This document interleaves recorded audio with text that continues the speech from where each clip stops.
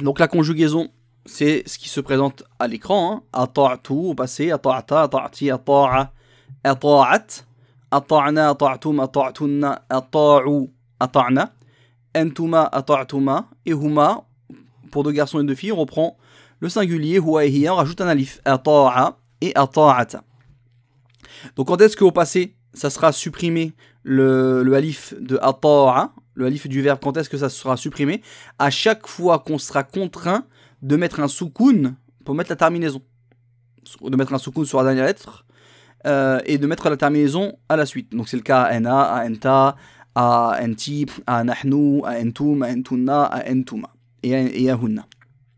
On supprimera le alif, pourquoi? Sinon ça donnera ata'tu, ata'ta, et ça fait deux soukouns qui se suivent, c'est pas possible. Au mudara marfou', uti'u, on va prolonger tout le temps. Uti'u, tuti'u. C'est pas parce que l'on voit un ya que c'est vraiment un ya, la deuxième lettre de radical. Hein. Comme ça se conjugue tout le temps pareil, et bien cette lettre-là, lettre de deuxième de radical pour les verbes concaves de quatrième forme, ça peut être soit un waw, soit un ya. Donc à moi de chercher dans le dictionnaire à tawa'a ou à taya'a à la quatrième forme et je trouverai la signification. Donc là en l'occurrence c'est tawa'a. Uti'u, tuti'u, tuti'ina, yuti'u, tuti'u, nuti'u, tuti'una, tuti'na, on supprime le ya car il y a deux soukouns qui se suivent. On peut pas dire tuti'na. Yuti'una, yuti'na, tuti'ani, yuti'ani, tuti'ani. L'impératif, comment est-ce que l'on fait l'impératif? Eh bien, en prenant le mudari majjoum et en mettant la hamza de la quatrième forme. Sinon, on pourrait confondre avec un impératif de verbe concave de forme simple. Donc, on n'oublie pas la hamza à l'impératif, la hamza de la quatrième forme. Ati', ça donnera obéis. Ati'i, obéis-toi la fille. Ati'u, obéissez. Ati'na, obéissez-vous les femmes. Et ati'a, obéissez-vous deux. Et ce verbe-là n'a pas besoin de particules. Hein. Obéir la personne directement. Comme dans la parole d'Allah, dans Surat Taghabun. Wa ati'u Allah wa ati'u Rasoul. Et obéissez Allah. Vous voyez, il n'y a pas marqué obéissez lillah.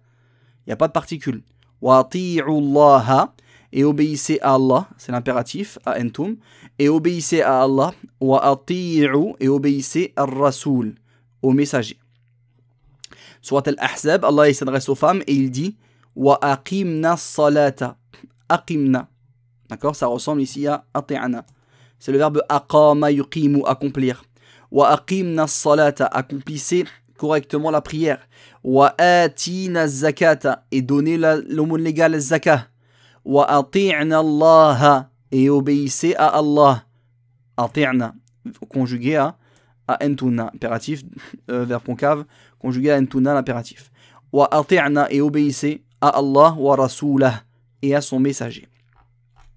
Le participe actif, donc c'est comme muti', obéissant, muta', celui qui est obéi, et l'obéissance, le fait d'obéir, c'est ita'a. Ce que les élèves ont oublié, généralement, c'est le tamarbuta. Quand tu vas voir dans leur contrôle, ils vont t'écrire ita'a.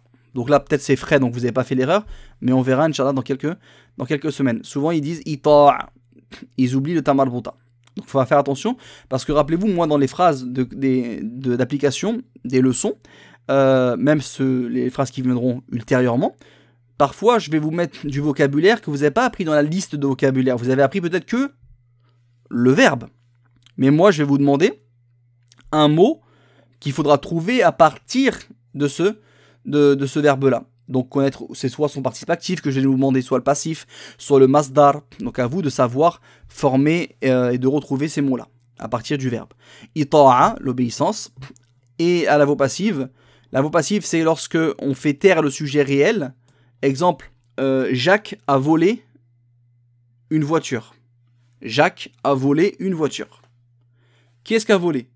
C'est Jacques. C'est le sujet. C'est l'auteur de l'action. C'est le fa'il. D'accord? Saraqa, Ja'akun, as-sayyarata. Jacques, il a volé la voiture. Et Jack, comme il y a 3 lettres, il est masculin et celle du milieu, elle est sakina, on a le droit de lui mettre, on lui met le tanwin. Il se comporte comme un mot normal, comme on avait vu avec Nuh, par exemple. Donc, Saraqa a volé, Ja'akun, Jacques, il a volé quoi? As-sayyarata. Il a volé la voiture. Donc on connaît vraiment l'auteur de l'action. La voix passive, c'est de faire taire l'auteur. Soit parce qu'on n'en a pas besoin, car on sait de qui on parle, soit parce que on ne le connaît pas. Et pour d'autres raisons également qu'on verra en fin d'année, Inch'Allah. C'est le fait de dire quoi? Au lieu de dire Jacques a volé la voiture, on enlève Jacques de la phrase. Et on dira la voiture a été volée. Qui est-ce qui l'a volée? C'est pas précisé. On sait pas. Soit parce qu'on sait vraiment pas c'est qui l'auteur. Exemple, la voiture a été volée cette nuit. On sait pas qui est-ce qui l'a volée. La fenêtre a été cassée. On sait pas qui est-ce qui l'a cassée. Tu vois? Si jamais tu connaissais l'auteur, tu aurais dit un tel a cassé la fenêtre. Un tel a volé la voiture. Et quand on sait pas, ou quand c'est tellement logique qu'on le précise pas, l'être humain a été créé faible. Il a été créé faible. Mais qui est-ce qui a créé l'être humain? C'est qui l'auteur de la création de l'être humain? C'est clair, c'est Allah. Donc on n'a même pas besoin de le dire. L'être humain a été créé faible. Et Allah n'a pas dit Allah a créé l'être humain faible. Il a dit simplement l'être humain a été créé faible. C'est ça qu'on appelle la voix passive. A été créé. D'accord? La voix active, ce qu'on utilise habituellement, a créé. Donc il y a l'auteur de l'action. A été créé, c'est la voix passive. Ok? Donc si je te dis si je te dis le professeur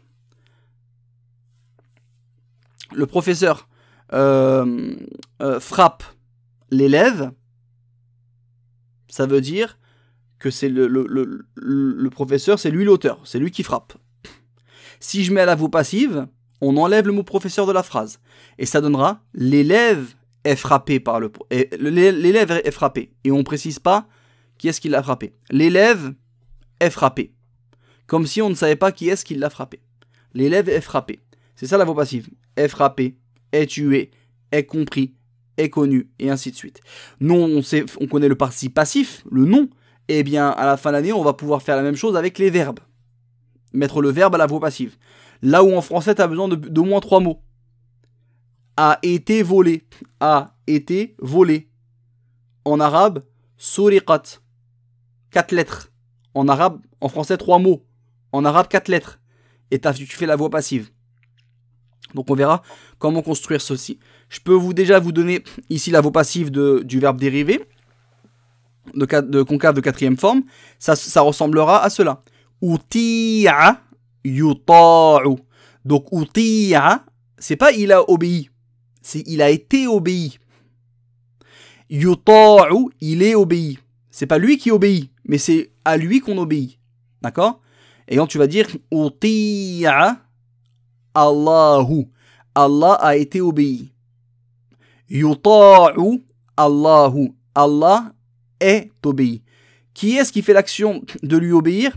C'est pas précisé dans la phrase. Ok? Donc la voix passive, elle fait taire le sujet, l'auteur réel du verbe. On aura l'occasion de revoir ça.